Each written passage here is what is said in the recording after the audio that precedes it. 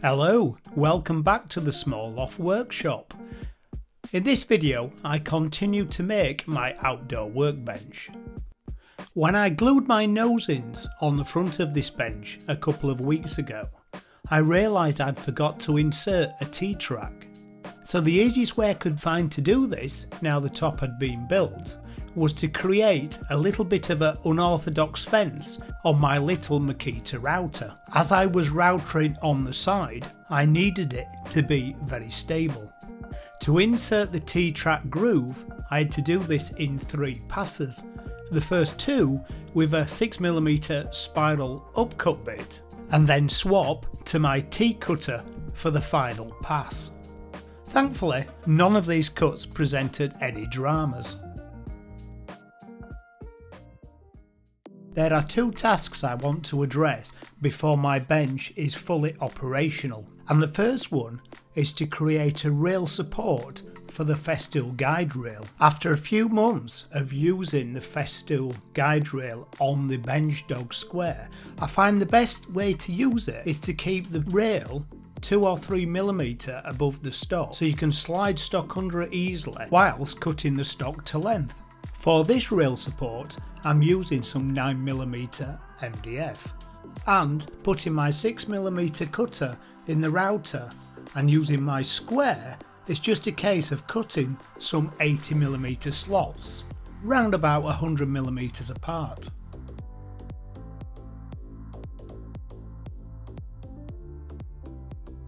These slots will let me pass bolts through and fasten them to the T-track I grooved out earlier.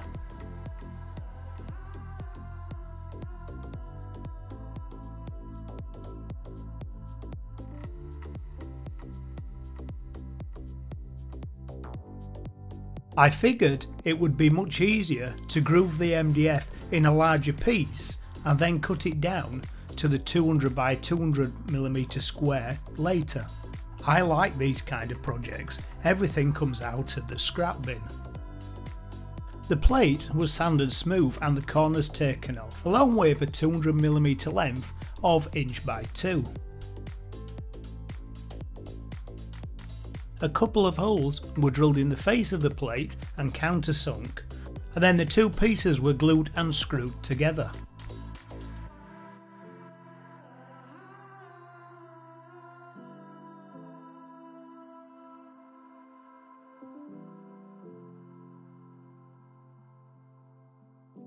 Next, using a couple of T-bolts, the plate was fixed to the front of the bench.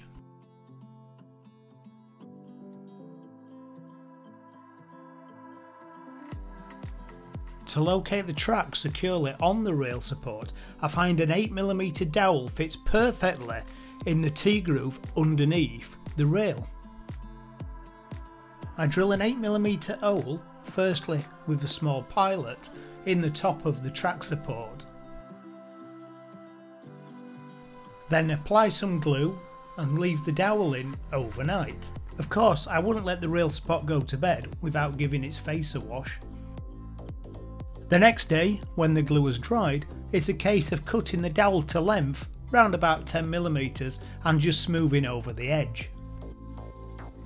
And then I can mount my Benchdog square,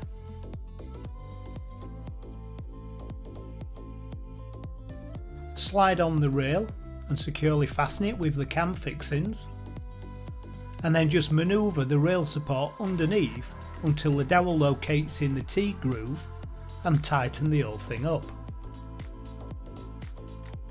And the rail support works regardless of the height you have the rail set to.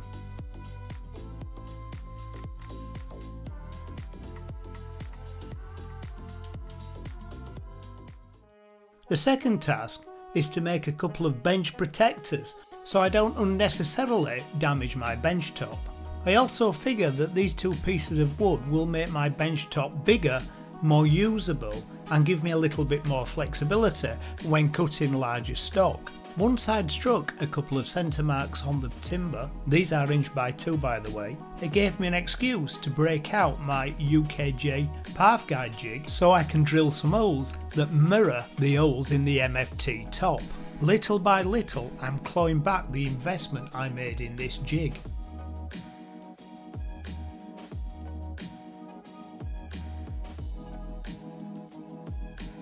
And then using my block plane, I just eased off the corners of the 1x2. I could have done this with my router, but I find it very therapeutic planing corners off with the block plane.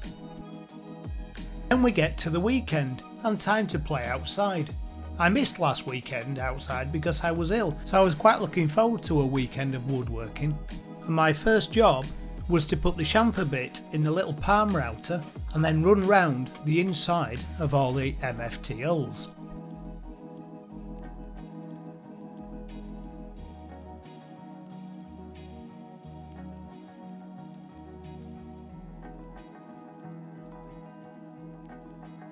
Next, I wanted to cut some grooves across these bars, and to do this I'm using my track saw sat high on its rail.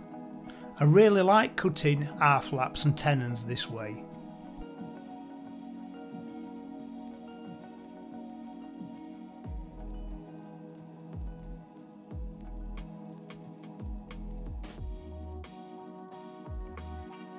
The groove needs to be the depth of the top of my rail clamps, which is about 10mm, so I dialed in the depth stop on the Festool and made the first series of cuts on one of the rails. And once I was happy with the depth, I put the pair under the saw at the same time and made 3 sets of groove, one at each end and one in the middle.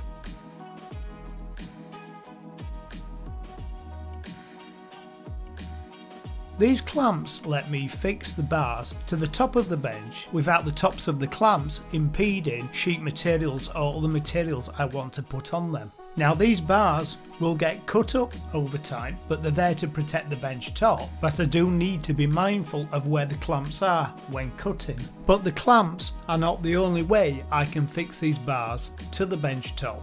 I have some beech dowels, and these can also be used to connect the bars to the bench top.